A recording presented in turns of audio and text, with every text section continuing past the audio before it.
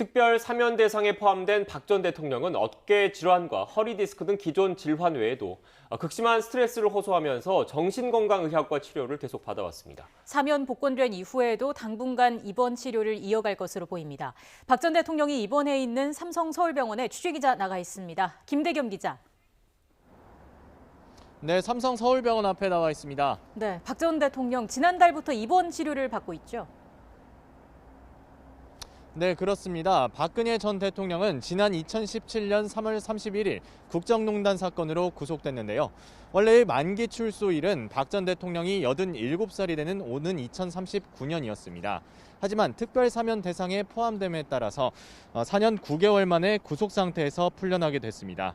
수감됐던 전직 대통령 가운데서는 가장 오랜 기간인데요.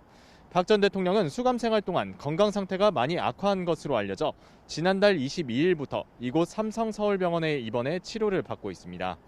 앞서 법무부는 박 전 대통령의 건강 상태를 고려해 형 집행정지를 검토했지만 박 전 대통령이 형 집행정지 신청을 하지 않으면서 특별 사면 대상에 오르게 됐습니다.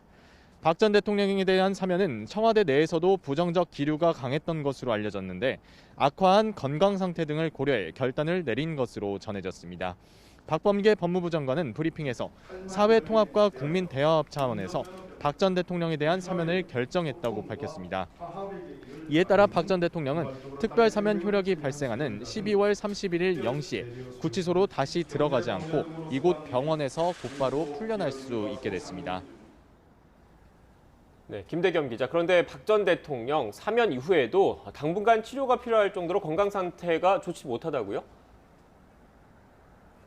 네, 그렇습니다. 박 전 대통령은 자신의 재임 기간인 4년 1개월보다 더 오랜 시간을 구치소에 수감돼 있었는데요.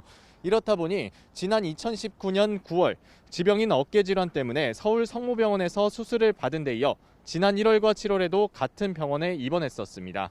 최근에는 음식물을 씹지 못할 정도로 치아 상태가 좋지 않아 미숫가루나 죽으로 식사를 해왔고 극심한 스트레스를 호소해 정신건강 치료도 함께 받아왔던 것으로 알려졌습니다. 앞서 법무부는 박 전 대통령이 앞으로 한 달 반 이상 추가 입원 치료가 필요하다고 밝힌 바 있는데요. 이에 따라 사면된 이후에도 전문의 의견에 따라 당분간 이곳 삼성서울병원에서 입원 치료를 이어갈 것으로 보입니다. 네, 뇌물죄 등으로 수감 중인 이명박 전 대통령은 이번 사면에서 제외된 거죠. 네, 그렇습니다. 이명박 전 대통령은 지난해 10월 대법원에서 징역 17년의 확정 판결을 받은 뒤 현재 경기 안양교도소에 수감 중입니다. 이 전 대통령은 지난 2018년 3월 처음 구속된 이후 석방과 구속을 반복해왔습니다. 지난 2019년 3월 법원은 변호인과 친인척을 제외한 어떠한 접견이나 통신도 금지하고 자택에서만 머무르는 조건으로 보석 허가를 내줬습니다. 하지만 1년 뒤 2심에서 징역 17년을 선고받고 보석이 취소돼 다시 구속됐다가 6일 만에 구속 집행정지로 풀려났습니다. 이후 지난해 10월 대법원에서 횡령과 뇌물 등의 혐의로 징역 17년과 벌금 130억 원, 추징금 57억 8천만 원을 확정받아 재수감된 뒤 현재까지 수감 생활을 이어오고 있습니다.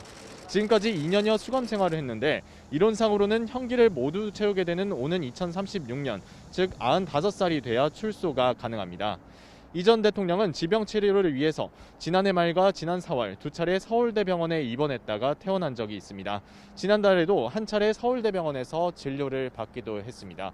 지금까지 삼성서울병원 앞에서 YTN 김대겸입니다.